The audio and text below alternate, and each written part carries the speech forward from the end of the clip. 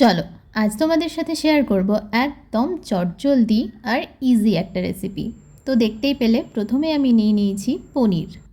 বানাতে ঠিক যতটা সহজ, খেতেও ঠিক ততটাই সুস্বাদু হয়। মিক্সির বলে নিতে হবে সাদা সর্ষে, পোস্ত আর একটু কাজু বাদাম। ও আর হ্যাঁ, কাঁচা লঙ্কা, সাথে অল্প একটু নুন। আর পনিরগুলোকে ভালো করে ভেজে নিতে হবে। আমি একটু হালকাই ভেজেছিলাম, হালকা ভাজলেই পনিরের টেস্টটা বেশি ভালো লাগে।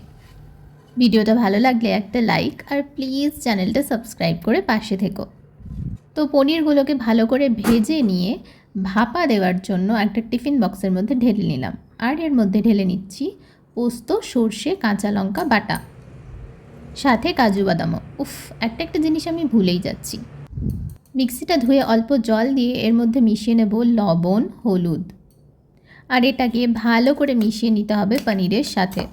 আর তারপর ওপর থেকে ছড়িয়ে দেব একটুখানি কাঁচা তেল, যেটা অবশ্যই হতে হবে সর্ষের তেল, কারণ সর্ষের তেল ছাড়া এর টেস্ট ভালো আসবে না। তো এরপর সহজ পদ্ধতি, ঢাকনা লাগিয়ে নেব, দিয়ে জল গরম করে তার মধ্যে ফুটতে বসিয়ে দেব। তাহলেই তৈরি হয়ে যাবে একদম হেলদি আর টেস্টি পনির ভাপা।